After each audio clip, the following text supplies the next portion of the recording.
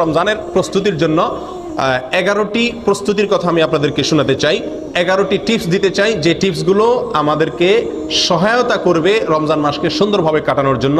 যেই উদ্দেশ্যে আল্লাহ তাআলা রমজান দিয়েছেন, যে উদ্দেশ্যে আল্লাহ তাআলা সিয়াম দিয়েছেন, তাকওয়ার পথে আমরা অগ্রসর হওয়ার জন্য এই 11টি পরামর্শ ইনশাআল্লাহ আমাদের কাজে আসবে। তার ভিতরে প্রথম হলো তওবা এবং ইস্তেগফার করা। কি করা ভাই?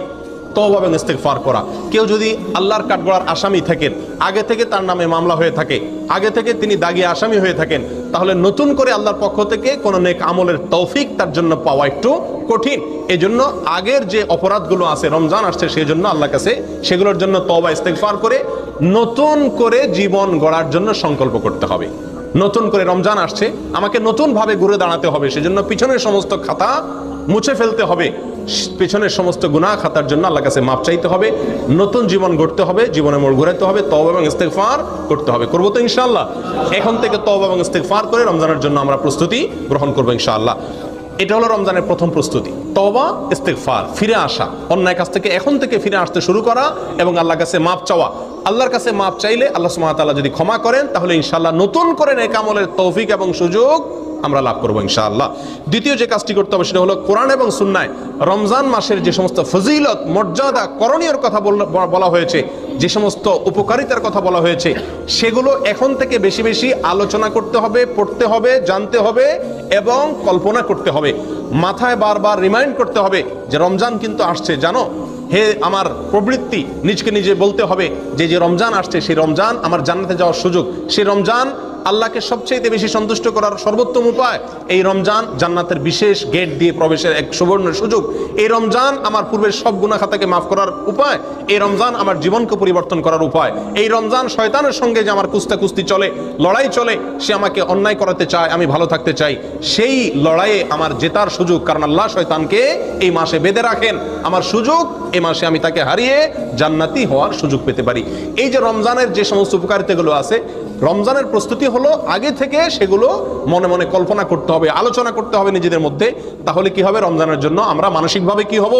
প্রস্তুত হতে পারবো ইনশাআল্লাহ।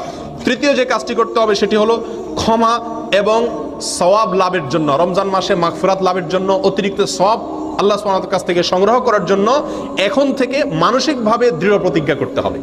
মানসিকভাবে কি করতে হবে ভাই?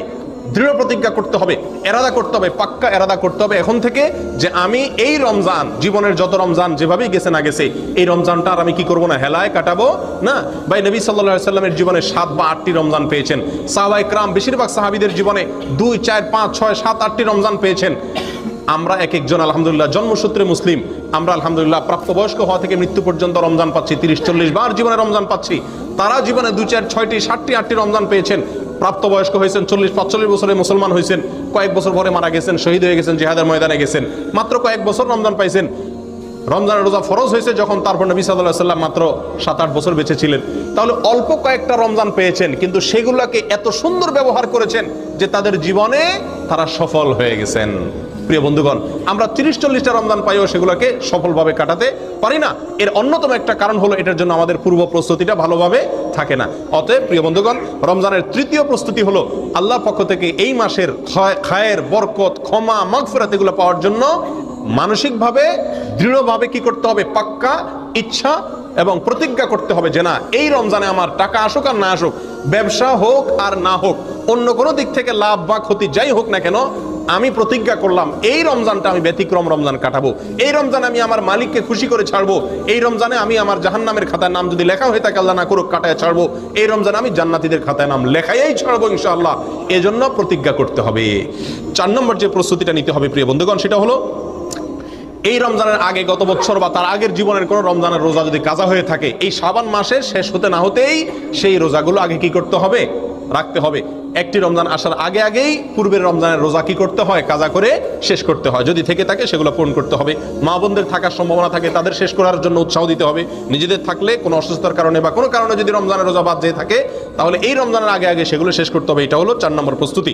নাম্বার 5, আল্লাহ সুবহানাহু ওয়া তাআলা সাধারণ যে ক্ষমা ঘোষণা করেন রমজান মাসে, ওয়ালিল্লাহি উতাকাউ মিনান নার, আল্লাহ সুবহানাহু ওয়া তাআলা রমজান মাসে বহু লোককে ক্ষমা করে দেন, বহু লোককে আল্লাহ তাআলা কি করেন? ক্ষমা করে দেন, মুক্ত করে দেন জাহান্নাম থেকে। এই যে আল্লাহ সাধারণ ক্ষমা, এটা পাওয়ার জন্য কোন কোন হাদিসে কয়েকটি শর্ত আছে, তার ভিতরে একটি হলো শিরক থেকে মুক্ত হওয়া। কি থেকে মুক্ত হওয়া? শিরক থেকে মুক্ত হওয়া। আরেকটা হলো হিংসা থেকে মুক্ত হওয়া। রমজান আসছে, আল্লাহ তাআলা অটোমেটিক স্বয়ংক্রিয়ভাবে সাধারণ ক্ষমা, গণহারে ক্ষমা করে দিবেন বহু মানুষকে। আমার নামটাও সেখানে যেন ঢুকে যায় বিনা কষ্টে, তার জন্য আমাকে দুটি কাজ বিশেষভাবে করার চেষ্টা করতে হবে। এক, অন্তর থেকে হিংসাকে মুছে ফেলতে হবে। দুই, শিরক থেকে নিজেকে পরিচ্ছন্ন এবং পবিত্র করতে হবে। এই দুটো কাজ যদি আপনি করতে পারেন, তাহলে রমজান মাসে সাধারণ ক্ষমা পাওয়ার জন্য আপনি ইনশাআল্লাহ উপযুক্ত হয়ে যাবেন। তাহলে এখন থেকে রমজানের যে 5 নম্বর প্রস্তুতি, সেটা হলো সাধারণ ক্ষমা লাভের জন্য হিংসা এবং শিরক থেকে নিজেকে কি করতে হবে? পবিত্র এবং পরিচ্ছন্ন করে নিতে হবে। প্রিয় বন্ধুগণ, রমজানের 6 নম্বর প্রস্তুতি হলো রমজান এবং সিয়াম, রোজা সম্পর্কিত মাসআলা মাসাইল যেগুলো আছে সেগুলো সব অর্জন করতে হবে। ফরজ এর ইলম শিক্ষা করা ফরজ, সুন্নতের ইলম শিক্ষা করা সুন্নত, ওয়াজিবের ইলম শিক্ষা করা ওয়াজিব। প্রিয় বন্ধুগণ, অতএব রমজান মাসের রোজা কিসে ভাঙে, কিসে দুর্বল হয়, কিসে সেটার মান কমে যায়, কিসে তার মান বাড়ে, কিভাবে করা উচিত কিভাবে করা উচিত নেই সংক্রান্ত জ্ঞান অর্জন করতে হবে। ঠিক না ভাই? ঠিক। এটা আমাদেরকে রমজানের প্রস্তুতির অংশ হিসাবে করতে হবে। 6 নম্বর।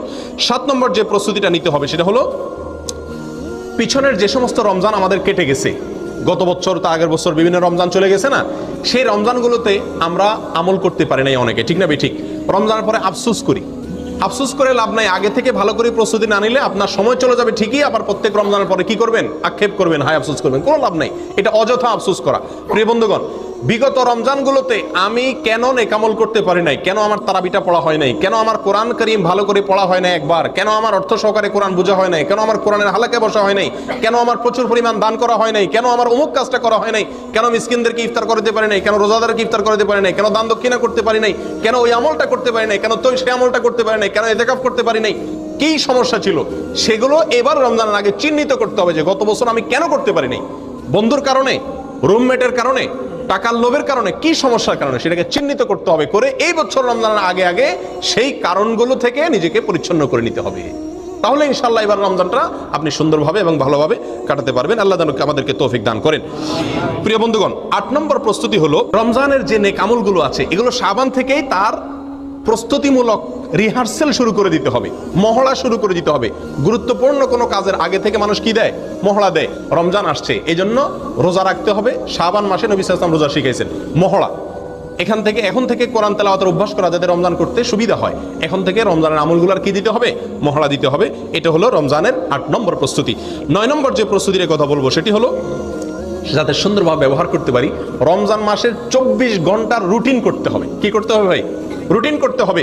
সকাল থেকে সন্ধ্যা পর্যন্ত ডিউটিতে থাকি আর যেখানেই থাকি, আমি কোন মুহূর্তটি কিভাবে আল্লাহকে সন্তুষ্ট করার চেষ্টা করব, কোন মুহূর্তটি আমি ডিউটির সময় আল্লাহকে কিভাবে সন্তুষ্ট করার চেষ্টা করব, রুমে আসার পরে আমার মালিককে কিভাবে সন্তুষ্ট করব, আমি কিভাবে আল্লাহর অসন্তুষ্টির পথ থেকে ফিরে আসব, পুরা দিনের ছক আঁকা। এটা এখন থেকে কি করা?